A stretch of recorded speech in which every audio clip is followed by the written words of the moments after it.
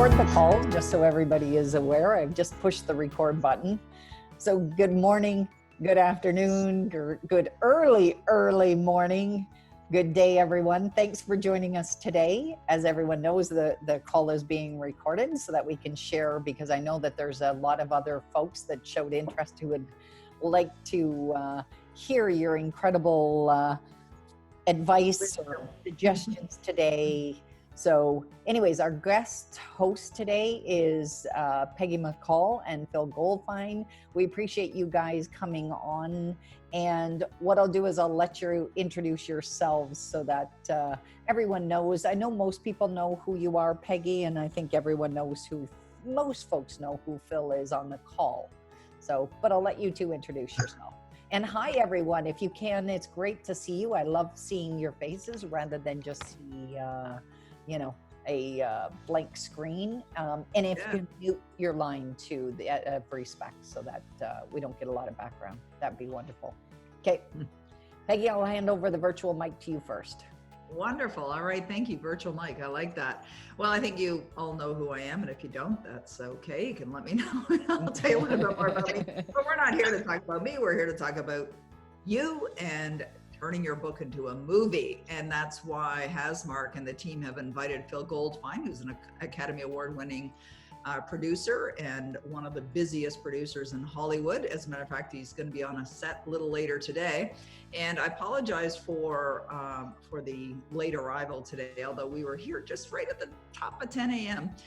As I thought the call was at 9 o'clock tonight. And I, of course, told Phil it was at 9 o'clock tonight. So Phil's in his car, not normally be in his office or the studio. So he was about to dive into the pool. So one of the things that Phil does is he's a very disciplined swimmer as well, and he's working towards some goals in that regard too. So Phil, if you wanted to add anything else about yourself and share a little bit more about yourself, please do. Well, I'm Phil. I mean, as everybody knows, Phil Goldfine, and I'm a film, television, and Broadway producer. I do a lot of films. I mean, we actually just finished adapting a book into a major motion picture as well as the fact that we do it a lot. So we're always looking for new material. I mean, actually the saying goes, sorry, it's a little early here. And Peggy's right. I was just about to dive into the pool when she called me. So good thing she caught me just when she did, because otherwise I would not be here. But I digress. So we're always looking for, in fact, Hollywood is always looking for, new, fresh material. So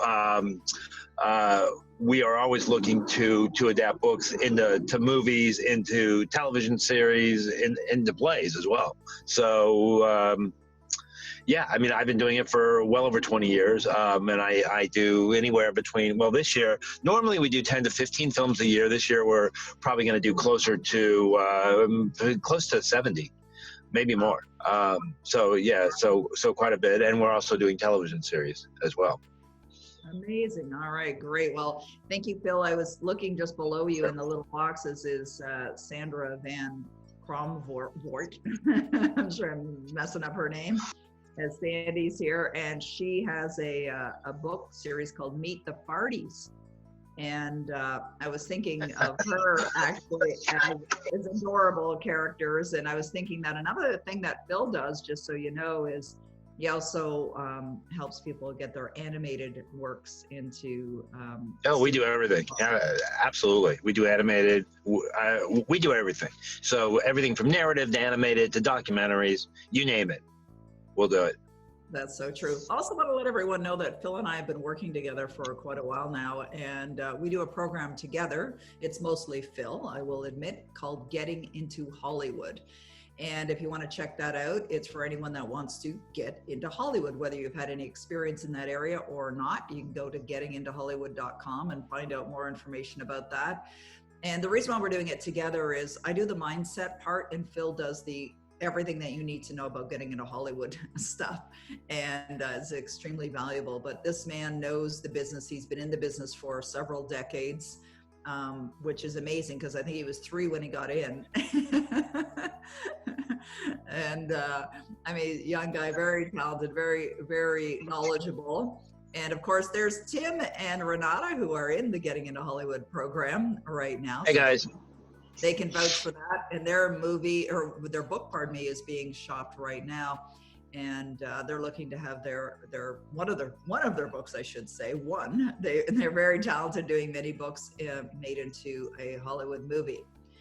So what we'd like to do today is we really want to encourage anyone and everyone to realize that this opportunity of getting into Hollywood or having your book converted into a movie or writing a book to have converted into a movie is an opportunity that's available to anyone who can fog a mirror. Literally anyone who can fog a mirror. Like this morning I was watching, there's a YouTube channel online called Inside the Actor Studio. And as a matter of fact, when Phil and I got on our 8 a.m. call this morning, I was watching an interview with Scarlett Johansson.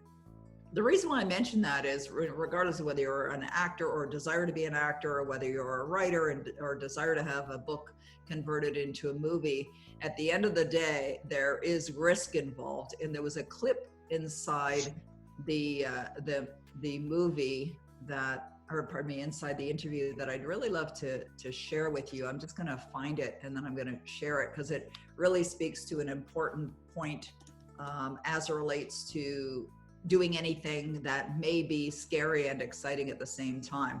So if you're okay with this, Judy, it's a 37-second clip. I would love to share it with everyone if I can share my screen. Is that good with you? Yeah, no problem. Okay, great. So let's go over here. We're going to go up to there, and here's the little clip.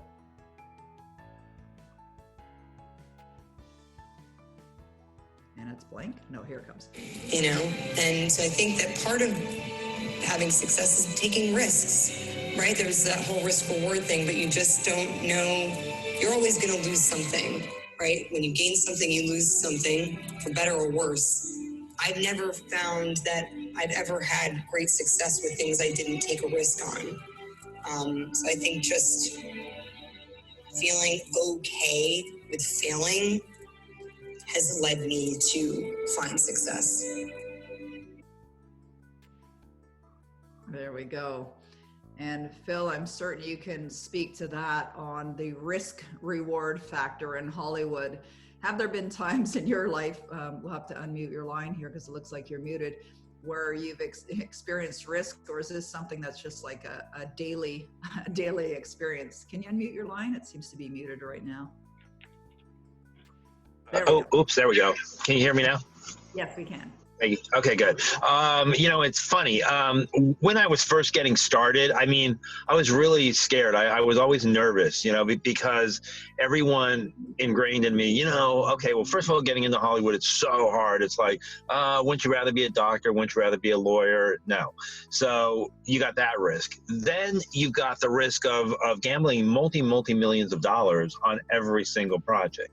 So every single project that you do is brand new. It's not like a normal business where if you make a widget, you're making the exact same widget and you're selling it over and over again.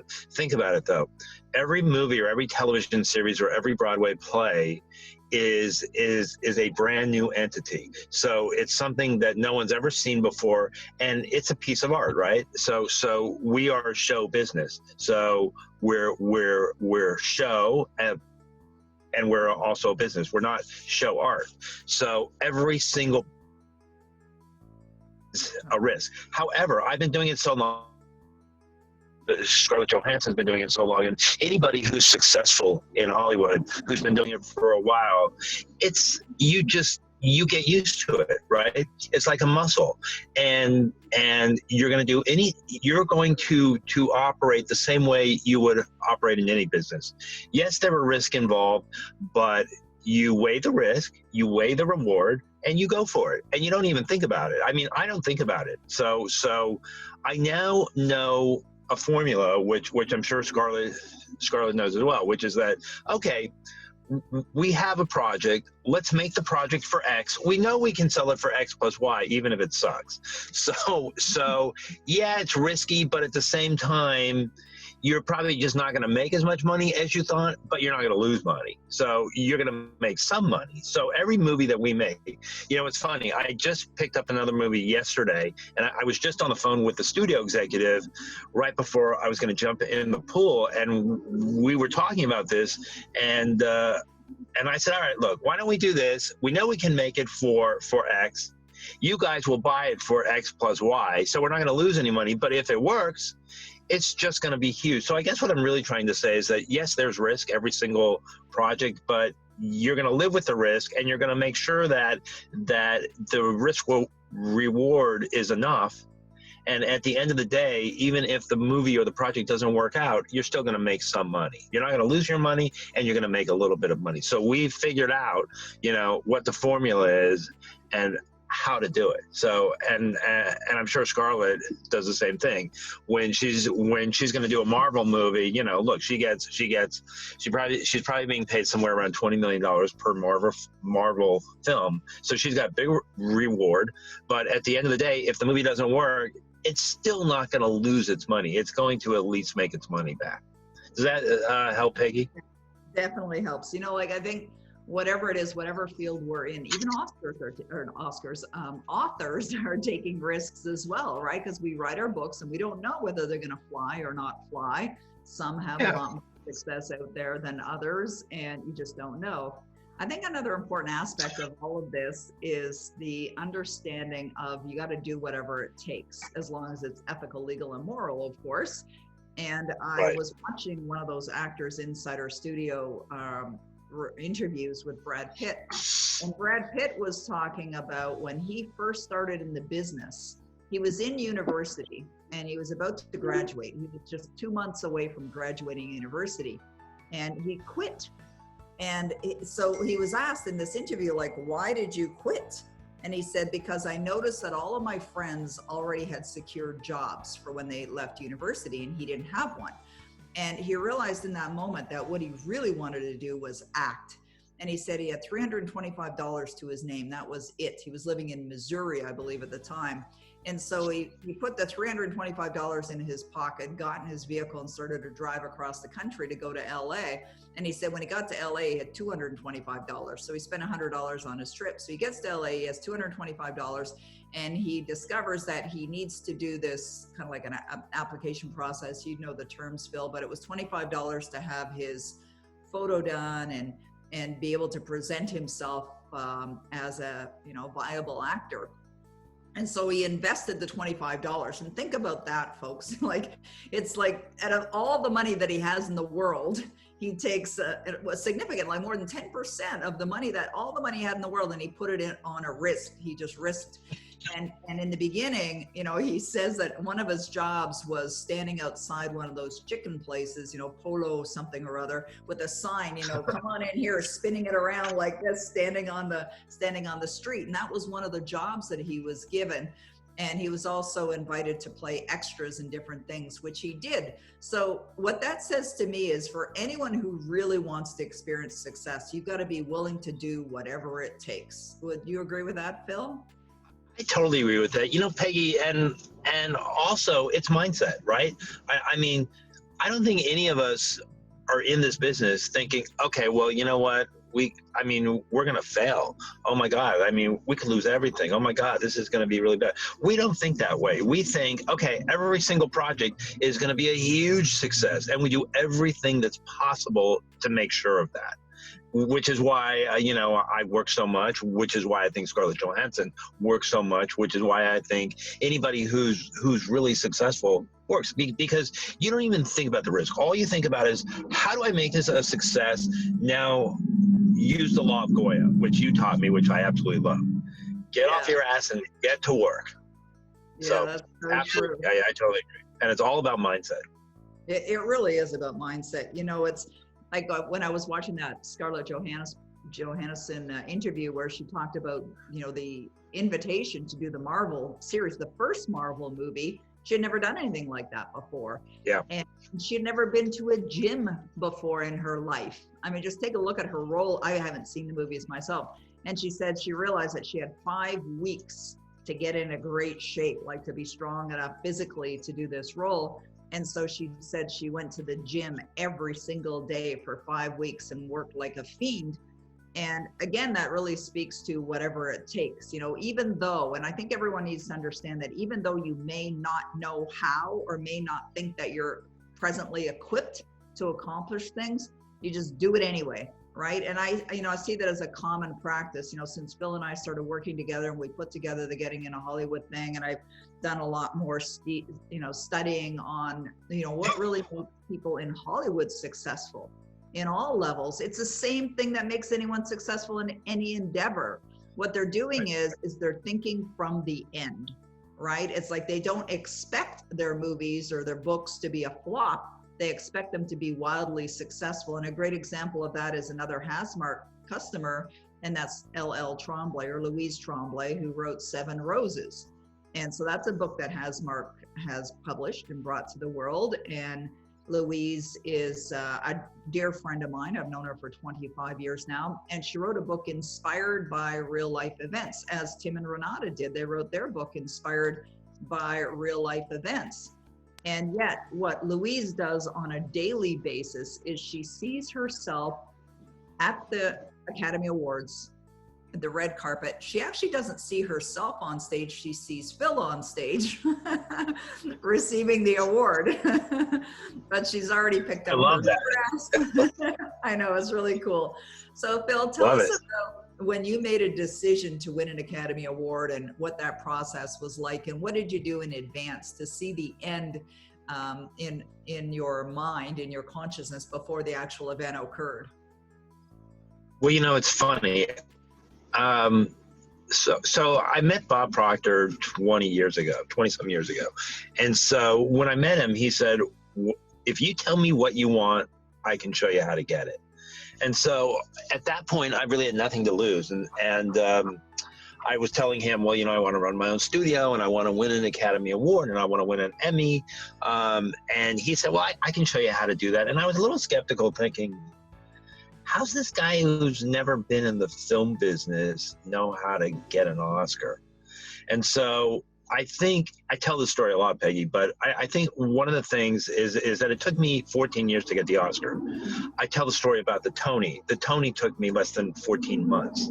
And so it's all about awareness. And it's all about, I listened to Bob, but I don't think I was 100% convinced. I wasn't using the law of assumption.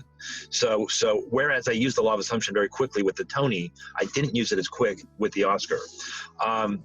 But I kept saying to myself over at least 9 years, I'm going to win an Oscar. I'm going to win an Oscar. And I really felt, and I started to really feel it. Well, lo and behold, a project comes to me. And I was thinking, yeah, there's definitely something here. And so I told my partner, yeah, we should definitely do it. So he went off and he actually shot the film, or shot part of it.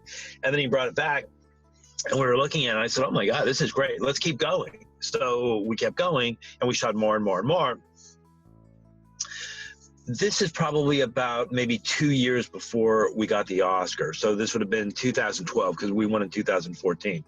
Then when I was talking to Bob, he goes, well, what are you doing about getting the Oscar? And I said, what do you mean? I mean, I've got this movie. We're shooting it. It's really great. And he goes, okay, but are you focused on the end result? Are you already there? Have you already got it? Are you living it? And I realized that I probably wasn't doing it as well as I should have been. So we started, and boom, swear to God, Peggy, probably 6 months later, film's done. We're in theaters, and probably 2 months after that, we started getting all this Oscar buzz, which I had never got before. So it was all new for me. And then we ended up getting the nomination probably around, oh my gosh, it had to be like maybe nominated. It's so funny. Bob Proctor was having a seminar. And so I went to it. I think it was probably, it wasn't Paradigm Shift, but it was one of those kind of seminars. He actually had me stand up on a chair in the audience. There had to be 400 people and do the acceptance speech. But he didn't just have me do it once. He had me do it probably at least 8 times in that weekend. And so by the time I left, it was really ingrained to me how the process works. You're using the law of assumption. You already have it. It's already there. How do you feel? And the vibration just got bigger and bigger and bigger. People actually said that it was the best movie they'd ever seen. People in Hollywood who were like a little bit jaded said, this is the best movie ever made, which just blew me away. Steven Spielberg was watching the film and said how great it was. Meryl Streep was watching the film and said, wow, I'm so happy that you won. So it was like all of a sudden, and it wasn't anything, it wasn't, how do I put this?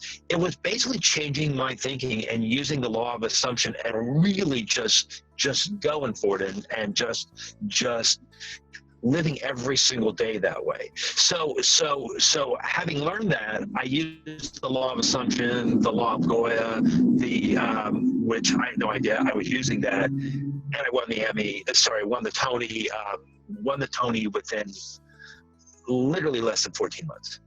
So. Wow. That's Did I answer the question, Peggy? Because I realized I was talking. Yeah, you sure did. You really did. And I think there's so many lessons in there, and I see people taking notes. Good for you for taking notes, because what Phil's telling you is life transforming. It really is life transforming. The movie really that Bill is referring to is The Lady in Apartment 6, or The Lady in Number 6. Lady in Number 6, Music Saved My Life. 2014 Best Documentary. Music Saved My Life. And you can see it online, and I suggest you all watch it. It is an incredible movie. And, you know, so there's a lot of lessons in there. Visuals. I want to also ask you, because I know you've got goals now, you're working towards some goals. How and in what ways do you use visuals to put you into the state of the dream is already fulfilled, of this goal is already done? What do you do for that? Oh, it's so funny to ask that question.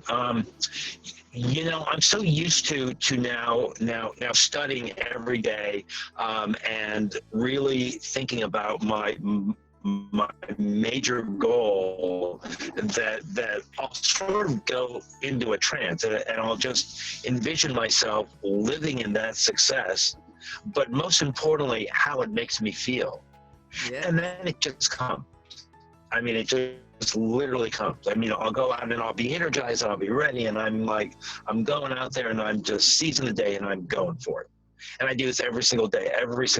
Now, as you and I always say, this is really, really, really a simple concept, but it's not easy. And Bob taught me that when I first met him. So it's simple, but it ain't easy, because your paradigms and our human brains are trained to really focus on the negative as opposed to the positive. So if you're not constantly focused on your goal and how it makes you feel, automatically shifted to the negative side.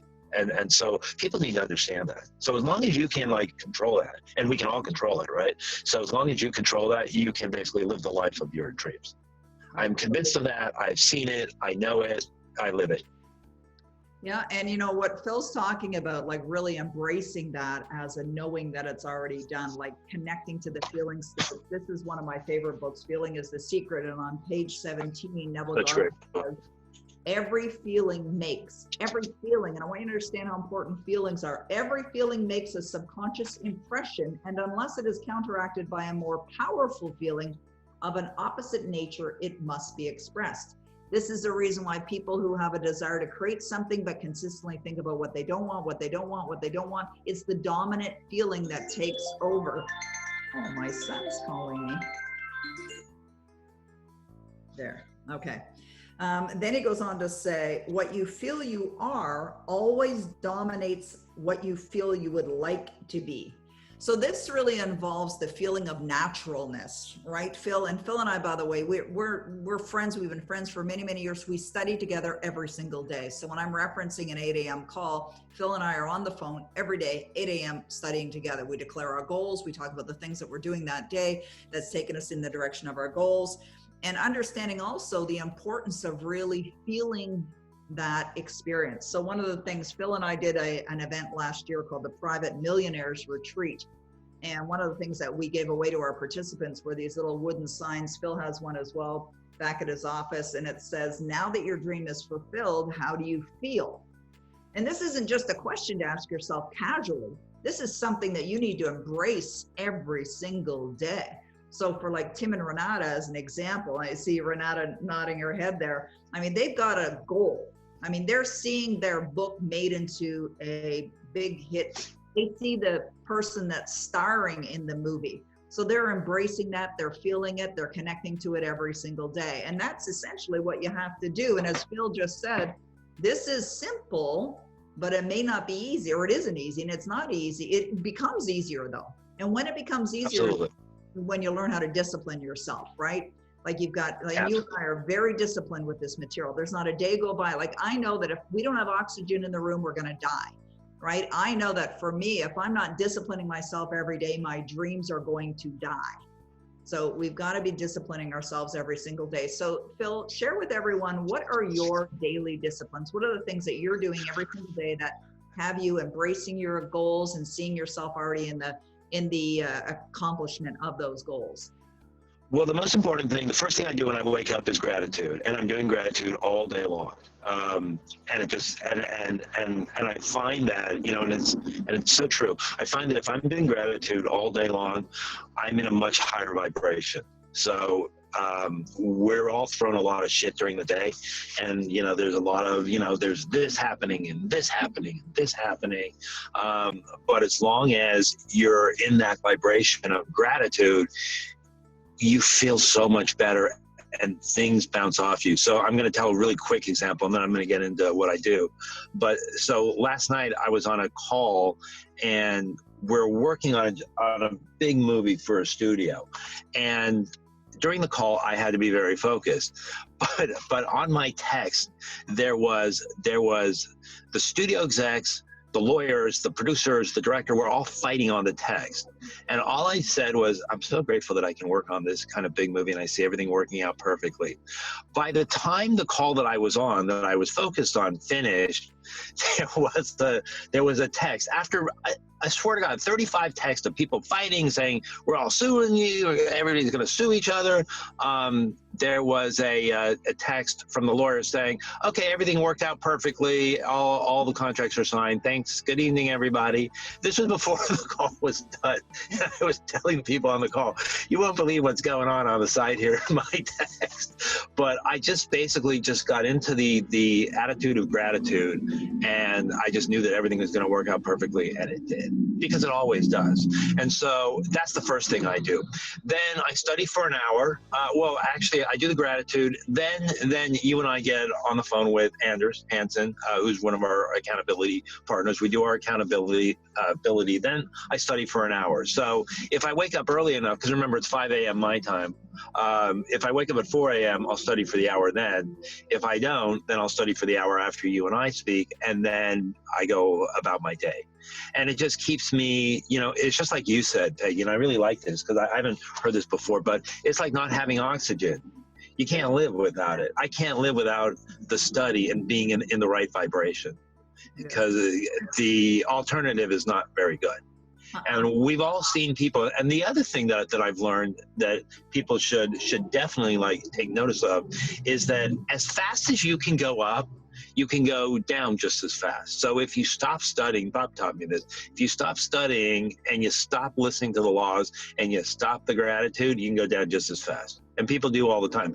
We all see examples of people who reach just the pinnacles of success who die broke, or, you know, athletes who just make so much money and then lose it all just because, you know, again, they're not aware. You've got to have the awareness. That's so true. That's what I do. Yeah, and I think Bob probably scared the living hell out of you too by saying you can go down just as fast as you can go up. Oh my God. You know when he told me this too? We were on the plane coming back from the opening of Tootsie in New York for one of his seminars. And I was just, we were talking on the plane, and I just said, oh yeah, I mean, basically this is so great. It's like everything. He goes, yeah, just so you know, if you stop doing it, you go down just as fast. And I said, oh shit. Thank God that I'm actually I'm a very serious student. So it's not really an issue, but you know what? I've had my days when it's like, do I really have to do this? Because I'm human like everybody else, So got true. my same, yeah. Yeah, I think it's also important that people understand that when things may seem like they're not going the way that you'd love for them to go, that you can deny the evidence of the senses, right? It's like what you did with the text that we're That's so last evening. You just, I know one of the things that Neville Goddard says is that just keep saying, isn't it wonderful? Isn't it wonderful? And was it you, Catherine, last night or yesterday when we were on our Skipping Levels call, you used the words, that went well? Was it you? Yeah. Oh, hang on. Let's unmute Catherine's line here for a second. Remember Catherine, Phil? Catherine Young? She's in our Manifestors program. She's here on the call as well. Hi, Phil. Hey, Catherine. Hi. How are you? I've got something to send you, but we'll talk about that later. Yay. All right, great. So was it you that said that went well? I may have, I don't remember exactly, but that is something I say all the time. So, Okay. and I also do Neville. Isn't it wonderful? No matter whether it's wonderful or not. No, actually, that was someone else that said that. It was, yeah. I'm thinking that. I remember now. It was a great call. Yeah, it was a great call. But, really what are we talking about? It's really attitude, right? And Phil was saying earlier that he walks around with an attitude of gratitude all day long. And Catherine, you were there. Judy was there. We were there. Maybe Tim and Renata, you were there in February in Sarasota when we did the event. And we were talking about gratitude. Oh, yeah. And Phil said, I'm doing it right now. And we're like, what do you mean? And he's standing on stage. We're speaking together. He's like, I'm doing it right now. And that's the thing that I think everyone needs to understand is that this is not adding more to your day by visualizing and connecting emotionally to what it is that you desire. You can be doing it right now in this very moment. You could be sitting here going like, isn't it wonderful that I'm surrounded by all these Academy Award winning writers who had their books converted into a movie that went on to be a mega hit success. Absolutely. That's awesome. All right. Does anyone have a question specifically for Phil? I don't want to hog him all to myself here and just I'll ask all these questions. We're also here to serve you as the Hasmark does with these wonderful coffee chats. And so I'd love to know. All right, great. So we have Janet Lynn. Janet Lynn, if you can unmute your line, we would love to hear from you. There we go. Hello, everyone. Good morning, good afternoon, whatever. Morning. I have a question for you, Phil. Typically, how long does it take to see these dreams come to fruition with a manuscript that gets shopped out and purchased by some awesome company? Okay, so if we go the traditional Hollywood route, it can be anywhere from, I've seen a book adapted with a progress to production in as short as 9 months. That's the shortest I've ever seen, to infinity. And I really mean that, where I've seen studios buy books and basically just sit on them for 20 years. So it's everything. So I think what you got to do is you got to figure out what it's going to be for you. So if you say, I'm going to write my book, it's going to get published, and we're going to be in production, so we're going to get a screenwriter, we're going to get everything within a 12-month period, that's what's going to happen. But you've got to do that. You've got to be the leader of it. But if you're asking me the traditional route in Hollywood, going through the traditional channels, it's as short as 9 months, although I've only seen that one time. Typically, it's about 24 months. So I remember when Warner Brothers bought Harry Potter, it wasn't an immediate thing. It had to be adapted, and then then there were rewrites, and it had to be adapted again. And I remember, I don't know why, but I just remember when Warner Brothers bought it, it was somewhere around a 2-year process to get to production. Well, thank you so much. Sure. All right, great question, Janet Lynn. Thank you for asking. I really appreciate that. Okay, we have Jonette who has her hand up, then we'll come over to you, Pashmina. So Jonette, if you can unmute your line for us, that'd be terrific. Thank you. It's unmuted. Yay, all right, great. Hi. So I have a quick question. I have written the first book of a 3-book series of children's books, and the theme of the first book is dealing with fear and how to teaching children using basically kind of what would be I vision as animated characters. I would love to see my 3 books animated. The characters in the books would be there's a magical unicorn, there's some monsters, there's a young girl who is an orphan, and there's a lot of core values that I'm teaching in my books. And I would love to see them turned into a animated movie, or even possibly down the road more books that I may write as additional a series or something like that. Well, it's all about the story, right? So if you're going for that younger audience, really it's a family audience Right. when you're including younger kids. But if you're going for that, it's all about the story. The core values, of course, are wonderful, but you've got to entertain the kids. And the only way they're going to be entertained and learn subconsciously is by telling a great story. So if the unicorn's got a great story, everybody's looking for this kind of material.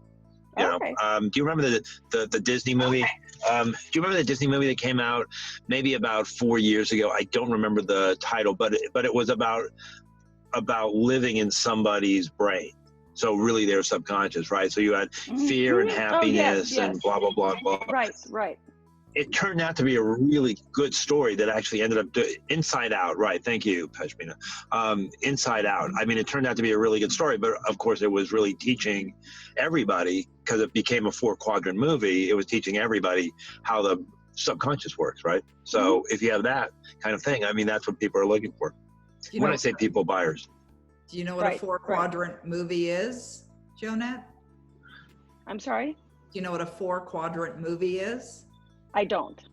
Okay, Phil, do you want to explain? So of course. So a 4-quadrant movie is where all demographics, it appeals to all demographics. So you've got young males, young females, older males, older females, right? So it's the so it's called 4 quadrants. And so basically it's I'll call it the 2, well, the way it goes out, people have different definitions, but for the most part, mainstream studios are 2 to 11 is the young males, 2 to 11 young females, and then 12 plus is the 3rd and the 4th quadrant, males and females. So basically you're appealing to everybody.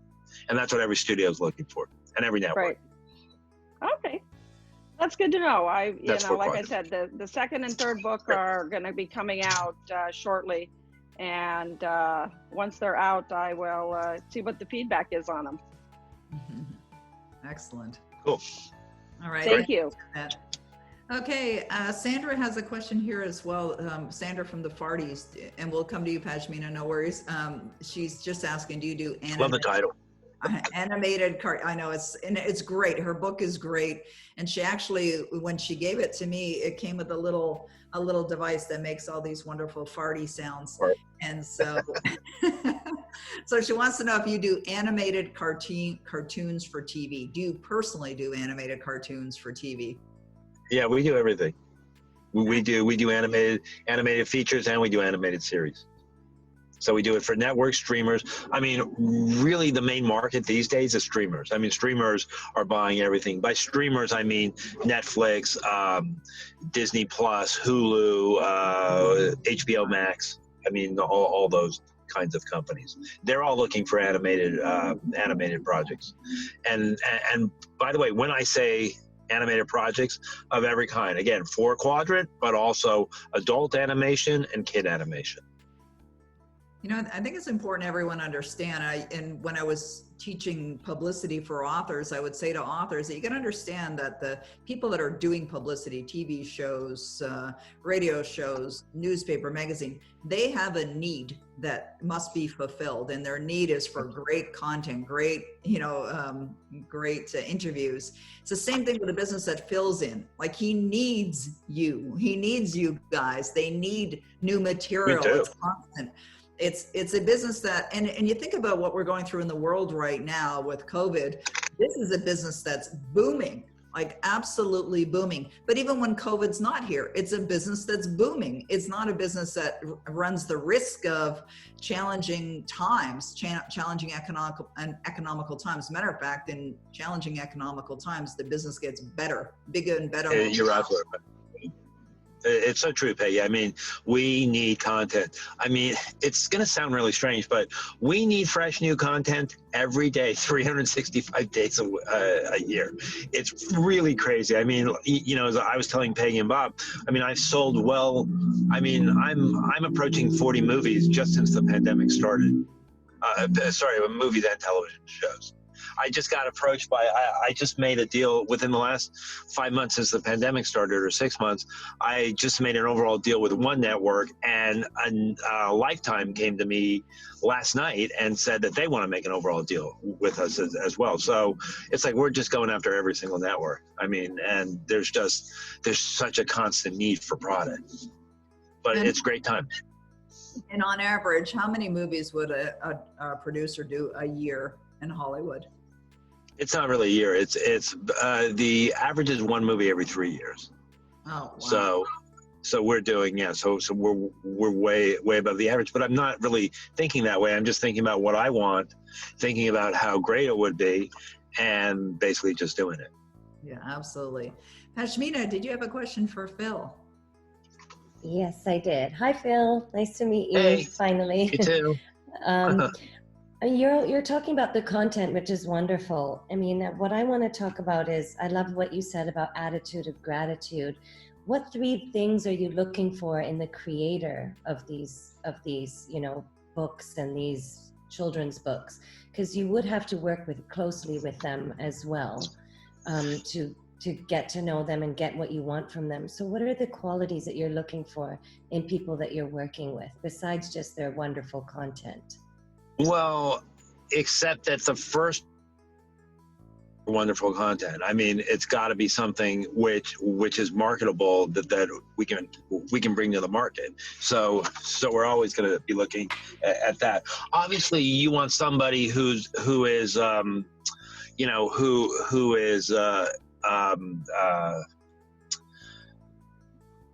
adaptable. Because a lot of first-time authors, I find, are so rigid and just have these wild expectations that aren't going to work. So we had a situation about maybe 3 months ago where a first-time writer came in and demanded that she be the one and only sole writer. Actually, this happened twice in the last 6 months, where the creators and writers have said that I have to be the one and only writer, and it has to be my way, and nobody else can come on and rewrite me without my written permission. So we've said bye to both people because you just don't have time.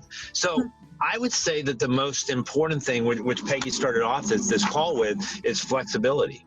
You got to be flexible. That's really it. So assuming that the content is great and we want to do it, then you want to make sure that you're going to be flexible, because there's just no time.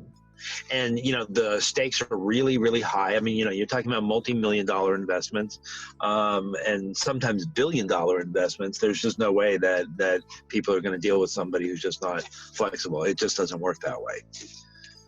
Awesome. Great advice. Thank you. But I must tell you, I love your picture in the background because it's making me think, where can I get espresso?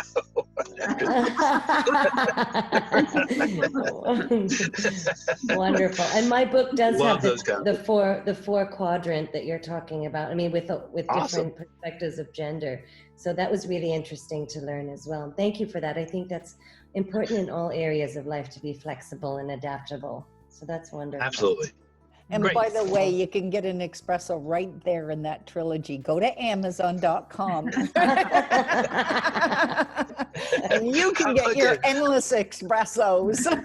It's funny. I'm parked right in front of Sony Pictures, and I'm looking, and there's a Starbucks right across the street. I'm thinking, God, I'm going to go there right after this. Exactly. Thanks to Hasmark's wonderful designer for creating such an amazing book cover that you really want an espresso on a coffee chat. Yeah, that's awesome. Score, Judy. Thanks, Great. Phil. Thank you so much. All right, thanks, Pashmina. Dave, you have a question for Phil? I actually have a sort of a two-part question. You were talking about streamers, Phil. Are these streamers like Netflix and such, are they still considered part of Hollywood? Is that still considered Hollywood? Absolutely. Okay. Absolutely. As a matter of fact, Netflix is actually leading Hollywood. I mean, think about it. Netflix, everybody talked about I want to say back in April or so when Disney Plus was just coming out and when HBO Max was going to come out in July, and then there's Peacock. Everyone was saying, well, there's all this competition now. Netflix is going to go down. Netflix ain't going anywhere.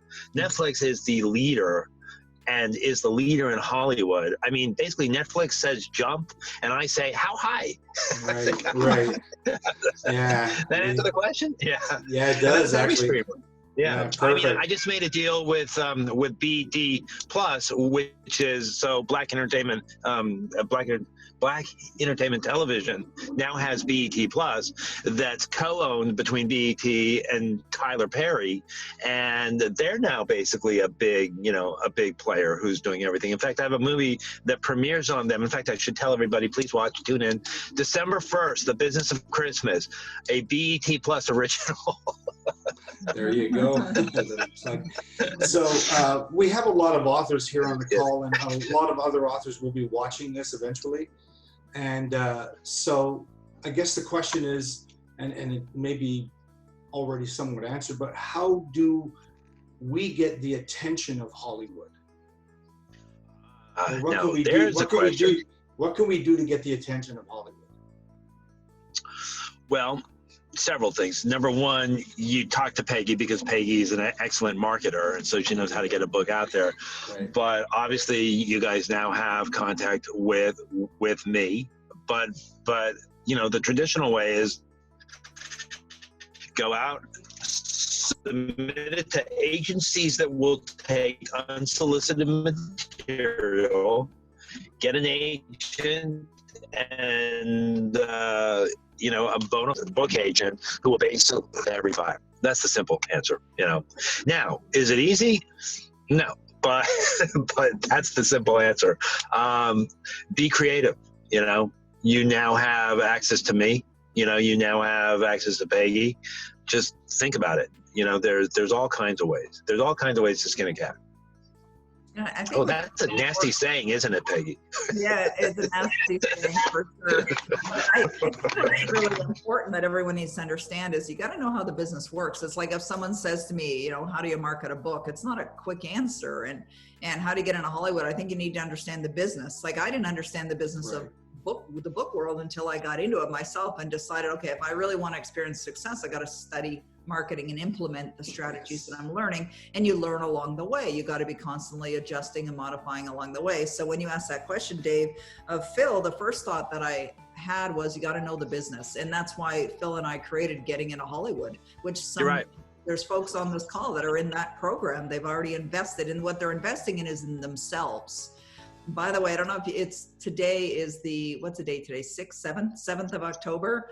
And we're having a flash sale. Phil, you don't even know this, but we're discounting Getting Into Hollywood, and we're having a 48-hour flash sale starting tomorrow. So if you do, want to get into the program, sorry for these you've already invested months ago, but it's a flash sale, so it's happening tomorrow and the next day. You're killing me, Peggy. You're killing me. All right, this has been so great. I That's also so funny. want to remind everyone that a big part of why people are successful in the business that Phil's in, or any business, the business that Hasmark is in, is because they believe they deserve it, that they're worthy of the success as well. I saw my husband's totally into sports, and he's watching sports on TV all the time. And he was watching a golf tournament the other day, and there was a commercial for Howie Mandel. And Howie Mandel was born and raised in Toronto, and he's somewhat of a celebrity, I suppose. Yeah. And he's got a new show that's starting next week. I don't know what it's about or nothing, but what I noticed and why that commercial caught my eye and I stopped in my tracks is because what he said is, "I'm just like you. I'm not any different than you are." And I think a lot of people think, they look at people like Phil, who's wildly successful, or Bob Proctor, and they think there must Peggy be McColl. yeah, there might be some kind of a supreme being. And yet we're all very, like, you could have a conversation with us, like you could have a conversation with your next door neighbor. I mean, we're very, very real. But there are some fundamental things that all successful people do, and they do them consistently, like what we've been talking about here, what Phil's been sharing with you about success, of being grateful in advance, grateful for what you do have, grateful for your success, even before there's any evidence of it in sight. And then getting out of your own way, because that's the person that's in the way of you experiencing success, is the person that's looking back at you in the mirror. But also the person who's going to help you be successful is looking back at you in the mirror. So don't look for someone else to do it for you. It's here where it starts, it's here where it ends, and here's where you're going to make the success, make or break the success. So it's possible for everyone. So if there's some part of what you've heard here on Hasmark's Coffee Chat today with Phil that you're thinking, I'd really love to have my book, my story, my life, or whatever. Judy doesn't know this yet, but we're actually working on a book with Louise about our grandmother, our granny, because she had a remarkable life, an extraordinary life. And it's a story, a big part of her story is a story that a lot of people don't know about, and that was child slavery, which she was involved in way back when children were being completely abused, and 150,000 children were taken from their home and sent off to other Commonwealth countries to be cared for. I mean, children as young as 3 years of age. And I actually have the roster of the ship my 11-year-old grandmother came over to Canada on, and you just look through it and you see pages and pages of all these children and their ages. And it's just like, it's a shocking story. And I know Phil's going to love it. We're going to get him the treatment, and we're looking at having that being made into a movie as well. So whatever endeavor you're looking to create in your life, whether it's a movie, a book, some other goal, whatever it is, you've got to see yourself already experiencing the success, really feel into it, knowing that it's already done, feeling that gratitude, and you will absolutely create success. And of course, you got to get off your ass, as Phil alluded to, the law of Goya. I mean, we're out there, we're making it happen. You've got to be out there making it happen. Okay, well, we're just going to wrap up here. Does anyone else have a final question for Phil before we go? Renata and Tim, do you want to unmute your line for us, please?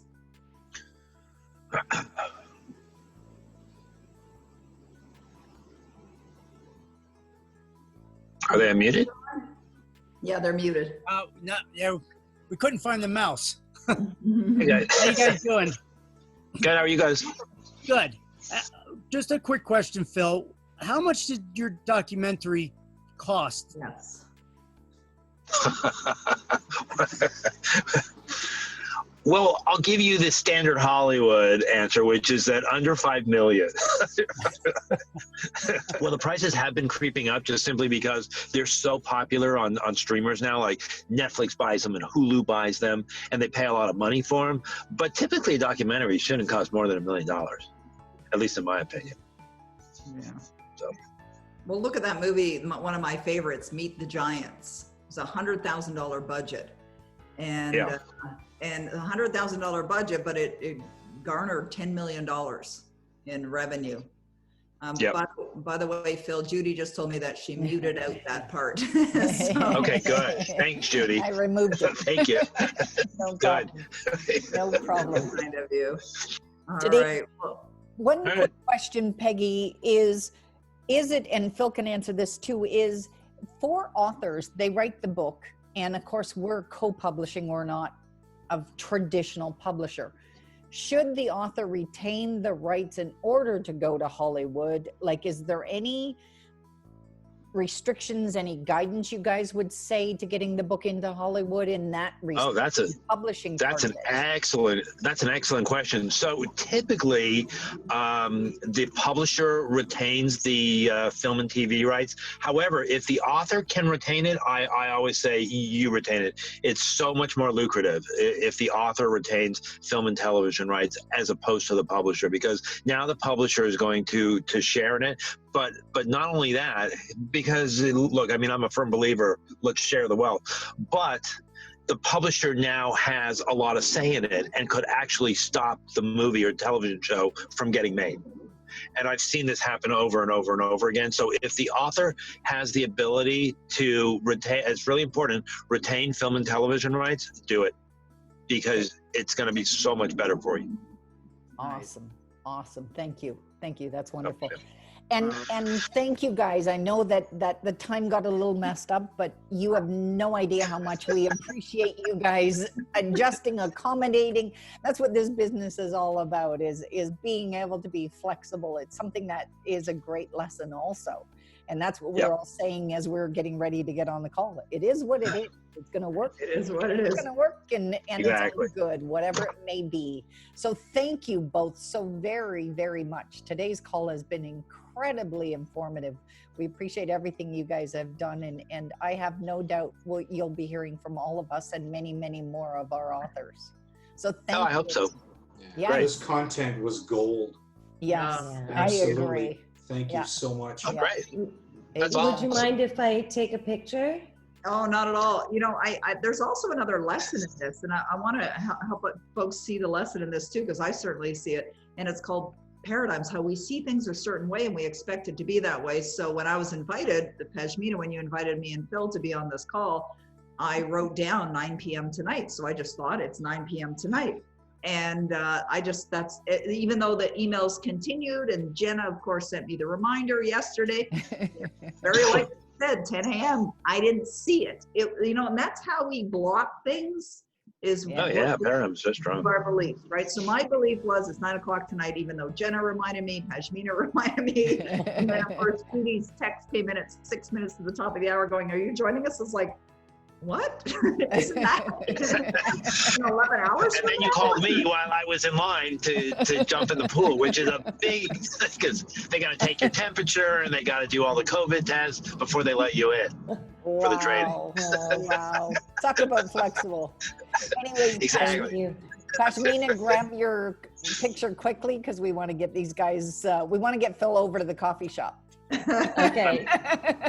Smile, To make sure I'm everyone. driving. Smile. Awesome. Thank you so much. Awesome. Beautiful. Again, thank you both. It's been an You're very incredible welcome. That call. was We fun. appreciate it. Okay. That Thanks, was fun. everybody. Thank you. Enjoy your Bye. day. Bye, Bye, everyone. guys. You too. Thank you. Bye.